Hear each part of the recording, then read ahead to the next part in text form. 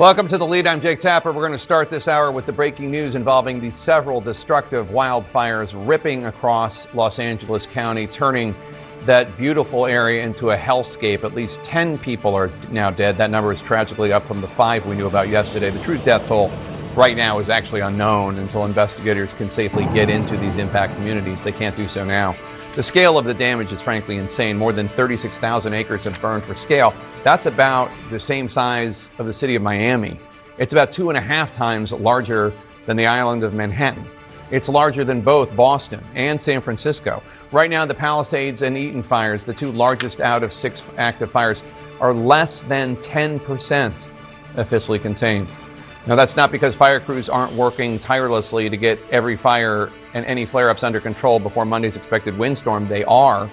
Still, the fires rage. CNN's Anderson Cooper is in Topanga near the Palisades fire. Anderson, what are the current conditions like, and how are fire crews handling any new flare-ups? Jake, I'm on Medley Lane in a community called Fernwood, which is part of in Topanga Canyon. There has been a battle raging here for the last hour and a half. We have seen more air assets deployed in this one spot in that last hour than I've seen in any other spot in the last several days. It's been extraordinary to witness. Right now, you see this fire truck here. They're trying to save this community of Fernwood. There's a number of structures here, a number of houses here, all of which have survived thus far. So they are now, this fire truck is just pouring water, laying down to this curtain of water, just trying to soak up, keep this whole area wet. We've had more than a dozen helicopters, fixed-wing aircraft flying very low over us. There was a fire down in that direction, which I'm not sure if it was a structure fire or some vehicles on fire. I've heard conflicting reports from firefighters. But they just dumped a large amount of water down there. They're still watching that spot. Even though they have devoted a lot of aerial assets to it, oftentimes the flames will come back. So they ultimately, when it's safe, they send in ground crews to try to dig out any debris, anything that's left behind, to make sure that fire doesn't come back. Yesterday we witnessed fires repeatedly coming back after dumping water from helicopters. But there is now another fire off there on the horizon. You can see on another ridge that they large fixed-wing aircraft have been dumping fire retardant on. That's why you see that pink retardant all on that hill going up to the top of the ridge. Not clear the status of that fire yet. But this is an area which is very difficult for firefighters to work in. The roads are very small. They're winding. It's difficult to get their vehicles in. They're up here, but they have to be concerned about if the wind changes direction and all of a sudden there's all of this kind of a valley area. There's a lot of debris. There's a lot of vegetation that could ignite. So they need to make sure that they can get out if they have to evacuate in the last minute. But for now, they are... They have planted a flag here. They have just called in a lot of assets, and they are working incredibly hard to save this community here of Fernwood. All right, Anderson, thanks so much. Appreciate it. Look for more from Anderson tonight at 8 o'clock p.m. Eastern on AC 360. Then on Sunday, a special hour dedicated to the fires on The Whole Story with Anderson Cooper. That's Sunday night at 8 Eastern here on CNN. Right now, hundreds of families are grieving everything they've lost in the fires. Whole neighborhoods have been wiped out. Entire homes, spaces holding years of countless memories, irreplaceable mementos, photographs, replaced with ash, hazardous debris, and emotional scars that will last a lifetime. CNN's Kyung Lah spoke with an extended family who lost 3 homes in Altadena, and they're now all living together as they navigate this new refugee reality. I feel helpless, and I feel like I need the help, but I don't know where to go. Robert Lara believed it was a blessing to have his entire family all in Altadena, California. And the Eaton fire, it became a curse. My uncle was on this street. His house is gone. My mom's house is gone. I'm gone. We have nowhere. Lara recorded as fire engulfed his street. His home and his uncle's home on the same street burned.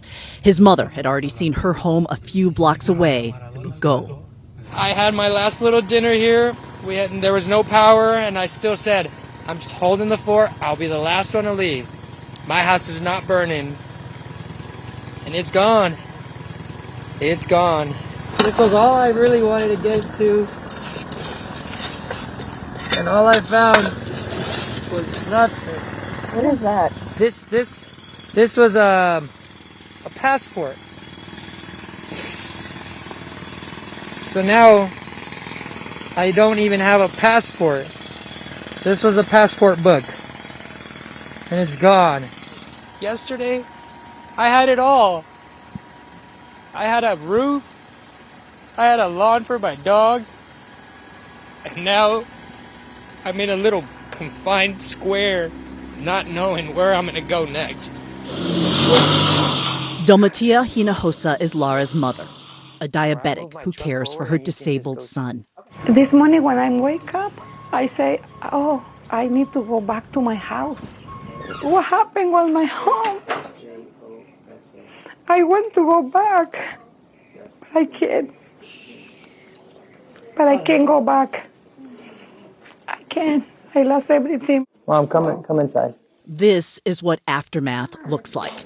Donated clothes and living in a relative's Airbnb. This is chaos. Dealing with the maze of home insurance. This is definitely going to take a lot longer than 12 months.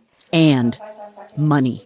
A lot of people outside of California think it was celebrities who lost homes, rich people. Is that true? This is your everyday, hardworking, I work in construction, gardening, housekeeping, your everyday essential workers with nothing. We still have to cover our mortgage. I called my lender, and I still have to continue paying. This family of faith is left grasping for meaning. I hear the voice that God told me, I give it to you everything. And I lost in 1 second. You need to follow me only. Follow me. I believe in God. And I think one day I'm going to have a house and I'm going to have everything. They only hope God is listening now. Is somebody going to help us? Are we helpless? What do we do? Who do we call? I don't know. So while we were with that family, again, 3 houses lost, they heard from FEMA. All 3 of them have applied for help, and they all got the same notification that their housing assistance had not been approved and their personal property assistance had not been approved. And they have heard what FEMA is saying about reapplying, but what they want to say to FEMA is, why don't you come out here, take a look. This is one of the homes, one of the 3 homes that was lost. It was a beautiful property. It was built with their own hands because one of the sons is a general contractor. And so they have no clothes, they have no money, and they are trying to work with insurance. And so trying to apply for FEMA, Jake, amid all of this trauma is extremely frustrating. So trying to deal with bureaucracy in general is frustrating to all of us. Now put this type of trauma on top of that. So that is what they are looking at, Jake. All right, Kyung Lah, thank you so much.